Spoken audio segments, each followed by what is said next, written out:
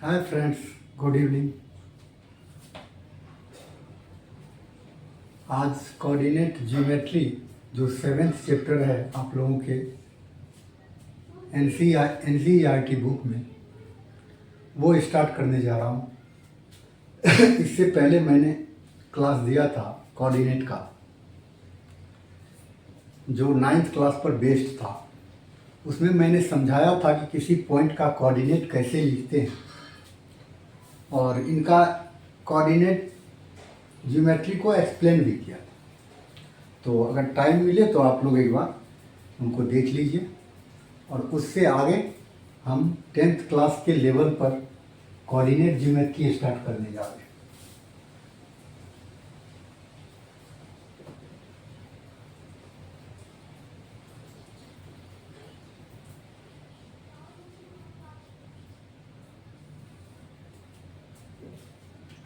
अब 10th class में coordinate geometry को समझने के लिए सबसे पहले हम ये जानते हैं कि किसी अगर प्लेन पर कोई दो पॉइंट है तो उनके बीच का डिस्टेंस कैसे निकालेंगे। और डिस्टेंस निकालने के लिए हमारे चैप्टर्स में डिस्टेंस फॉर्मूला दिया गया है, सिंपल। अब वो डिस्टेंस फॉर्मूला क्या है वो जानते हैं। आप लोगों ने पहले भी पढ़ा होगा किसी और टीचर के क्लास में। हम कोशिश करते हैं कि कुछ ना कुछ उनसे डिफरेंशिएट करें वर्क। तो डिस्टेंस फॉर्मूला हमारा मेनली क्या होता है, दो ऑब्जेक्ट या पॉइंट्स के बीच का डिस्टेंस निकालने के लिए होता है, तब जब दोनों पॉइंट्स का कोऑर्डिनेट दिया हुआ रहे। अब कोऑर्डिनेट दो चीज से मिलकर के बना होता है, एक तो एब्सिसा और दूसरा ऑर्डिनेट। एब्सिसा क्या होता है, तो वाई एक्सिस से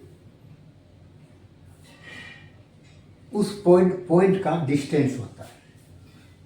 distance of point from Y axis is called abscissa.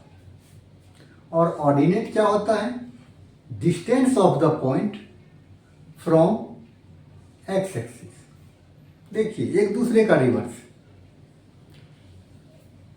अगर हम एक्स एक्सिस से किसी पॉइंट के डिस्टेंस की बात करेंगे तो वो ऑर्डिनेट होगा, जबकि अगर वाई एक्सिस से किसी पॉइंट के डिस्टेंस की बात करें तो वो डिस्टेंस एब्सिसा होगा।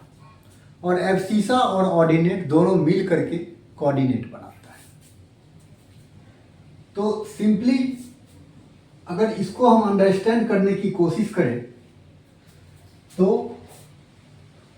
मान लीजिए ये हमारा एक एक्स एक्सिस है हॉरिजॉन्टल और ये वाई एक्सिस है। अगर मान लीजिए पॉइंट यहां है और यहां तक, यहां ऑरिजिन से डिस्टेंस हमेशा मेजर करते हैं ऑरिजिन से। ऑरिजिन से मान के चलिए कि ये 3 सेंटीमीटर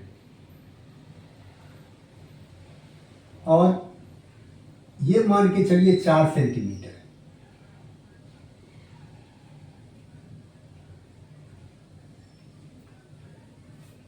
तो अब यहां मान लीजिए P कोई पॉइंट है तो इसका कोऑर्डिनेट क्या होगा। तो कोऑर्डिनेट जब भी लिखते हैं तो पहले एब्सिसा लिखते हैं। एब्सिसा लिखने का मतलब distance of this point from Y axis, मतलब ये डिस्टेंस हमारा क्या है, एब्सिसा है। तो ये डिस्टेंस किसके बराबर होगा, यहां से यहां तक का, दैट मीन्स 3 सेंटीमीटर। और इसी तरीके से अब ऑर्डिनेट जब लिखेंगे तो ऑर्डिनेट हो जाएगा distance of this point from X axis. यहां से एक्स एक्सिस से जो पॉइंट की डिस्टेंस होगी वो ऑर्डिनेट होगा, और ये किसके इक्वल है, इस 4 के इक्वल है, तो 3 4 हो गया कोऑर्डिनेट। तो इनका एब्सिसा हो गया 3 और ऑर्डिनेट हो गया 4। कॉन्सेप्ट बिल्कुल क्लियर है, इसको माइंड में बैठा लीजिए कि distance of the point from Y axis is called abscissa and distance of the same point from X axis is called ordinate. ये आप लोग के समझ में आ गया होगा। अब डिस्टेंस फॉर्मूला क्या कहता है कि मान लीजिए प्लेन पर कोई 2 पॉइंट है, तो उस दोनों, अगर दोनों पॉइंट का कोऑर्डिनेट गिवन, तो डिस्टेंस फॉर्मूला के हिसाब से मान लीजिए ये P है और ये कहीं डाल दें ये Q है, इसका ये मान लीजिए 2 है और फिर ये हमारा, अगर यहां तक 3 है तो ये 6 हो जाएगा।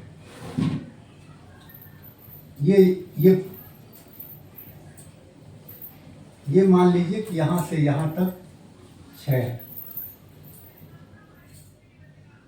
6 सेंटीमीटर। तो इसका कोऑर्डिनेट क्या हो जाएगा, 2 और 6, क्योंकि ये देखिए ये वाई एक्सिस है, वाई एक्सिस से जो डिस्टेंस है 6, वो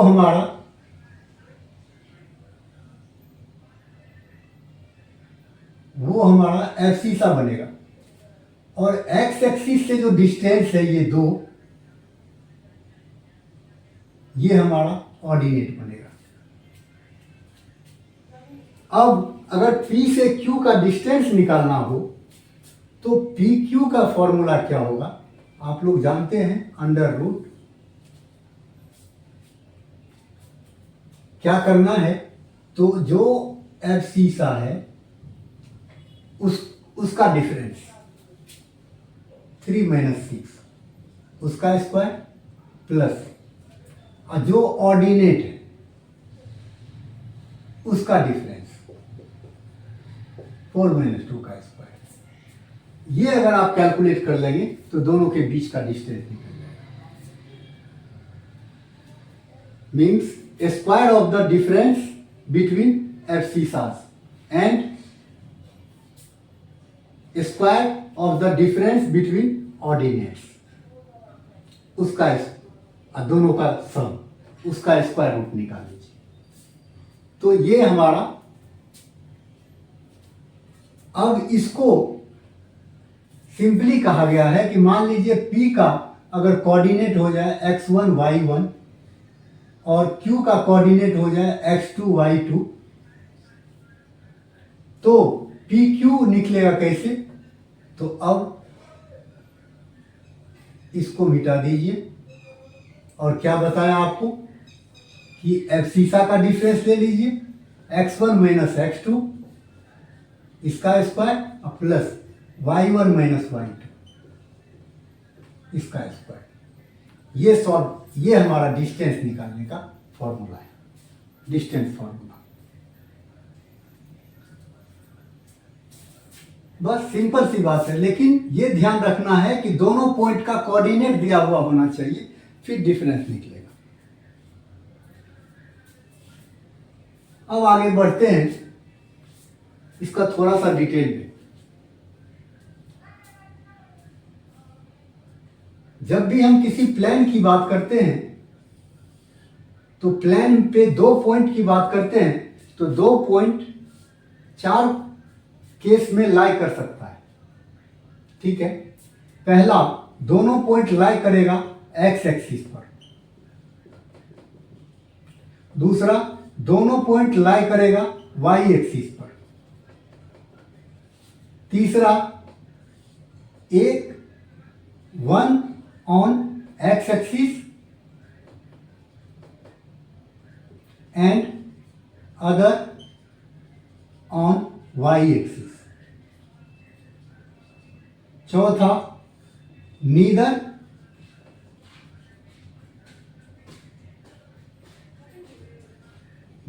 ऑन एक्स एक्सिस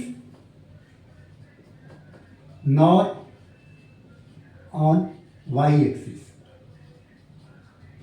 4 स्टेज में लाई करेगा, या तो दोनों पॉइंट एक्स एक्सिस पे होगा, या दोनों पॉइंट वाई एक्सिस पे होगा, या तो एक पॉइंट एक्स एक्सिस पर हो सकता है और दूसरा वाई एक्सिस पे हो सकता है, या फिर दो में से कोई भी किसी एक्सिस पर लाई नहीं करेगा। 4 स्टेज हैं इसके, और 4 स्टेज में ये खास करके ये जो फॉर्मूला है ये मोस्टली तब यूज होता है जब ये 4th स्टेज में होता है। मोस्टली 4th स्टेज में ये यूज होता है, जब ना तो एक्स एक्सिस पर होता है और ना ही वाई एक्सिस पर होता है, तब जाकर के हम ये फॉर्मूला यूज करते हैं। अगर एक एक्स एक्सिस पर होगा,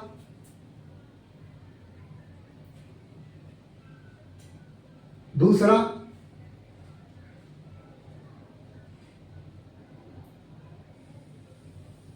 इस दोनों दूसरे के लिए, 3rd और 4th के लिए ये बिल्कुल अप्रोप्रिएट। बाकी 1st और 2nd के लिए इसका यूजेज नहीं है। अब कहोगे क्यों नहीं है, तो वो बताते हैं। मान लीजिए इस पे P हो गया, इस पे Q हो गया, एक्स एक्सिस पे। एक्स एक्सिस पे अगर हो गया तो इसको हमें सबसे पहले क्या करना पड़ेगा, ये देखिए, अब इसका पोजीशन देखिए, ये 1 2 3, ये 3 यूनिट हो गया एक्स पे, एक्स हो गया 3। अगर एक्स एक्सिस पे लाई होता है तो एक्स कोऑर्डिनेट उनका कुछ ना कुछ होगा, वाई 0 हो जाएगा। अगर एक्स एक्सिस पे कोई पॉइंट लाई करता है तो उसका वाई कोऑर्डिनेट 0 होता है। इसी तरीके से इसको अगर देखें तो ये हो जाएगा 6,0। कोऑर्डिनेट आपको आ गया।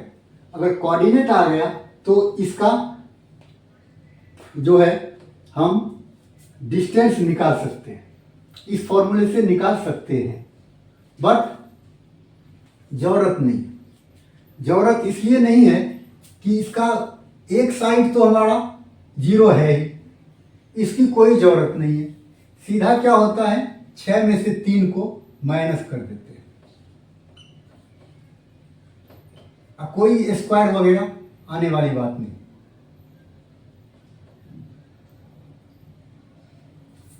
क्यों?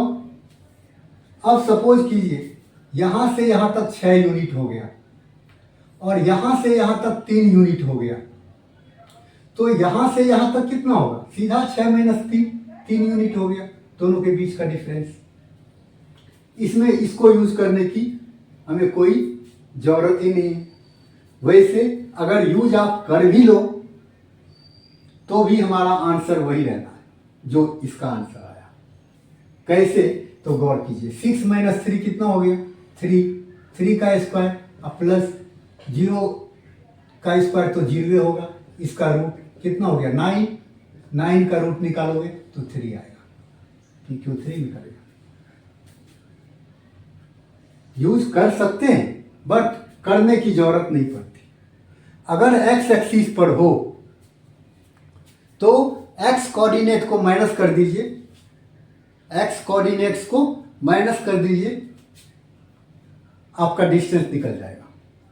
इसी तरीके से अगर वाई एक्सिस पर 2 पॉइंट हो तो उसके वाई कोऑर्डिनेट को माइनस कर दीजिए, आपका डिफरेंस सीधा आ जाएगा। कैसे, तो ये देखिए, सपोज कीजिए ये ए है और ये बी है। ए 1 2 3 4, ध्यान रखना ये वाई एक्सिस है, इसीलिए इसका एक्स जो होगा वो 0 होगा। और इसकी बात करें तो ये 1 ये 3 हो गया, 1 पार्ट, 2 पार्ट, 3 पार्ट, तो 0 और 3 हो गया। अब अगर इसके बीच का डिस्टेंस पूछा जाए ए और बी के बीच का, तो सीधा ये है कि टोटल डिस्टेंस यहां से यहां तक कितना हो गया, गौर कीजिए, 1 2 3 4 5 6 7 यूनिट। और अगर इसका डिस्टेंस पूछा जाए तो 1 2 3 4 यूनिट। यहां से यहां तक 7 यूनिट है और यहां से यहां तक 4 यूनिट है, तो फिर यहां से यहां तक कितना होगा, 7 में से 4 को माइनस कर दीजिए, यहां 3 नहीं होगा, यहां 7 होगा।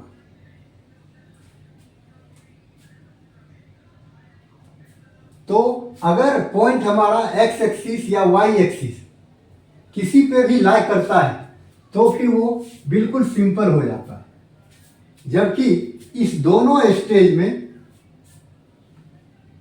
हमारा ये फॉर्मूला हम यूज करेंगे। मेरे ख्याल में अब तक आप लोगों का क्लियर हो गया होगा। ये हमारा डिस्टेंस फॉर्मूला के यूजेज हैं। तो जब भी इस तरह का क्वेश्चन आपको दे तो पहले उस पॉइंट का पोजीशन देखो कहाँ है, वो एक्स एक्सिस पर लाई करता है या वाई एक्सिस पर लाई करता है। अगर दो में से कहीं नहीं करता है तो आप आंख बंद करके डिस्टेंस फॉर्मूला यूज कर लीजिए।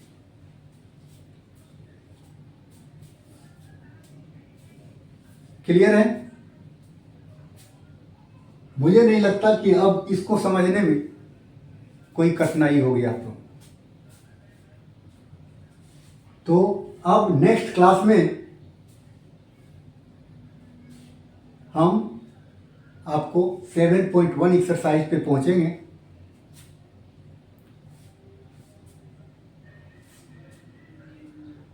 बस क्लास आज का ओवर करते हैं। Thanks to all of you.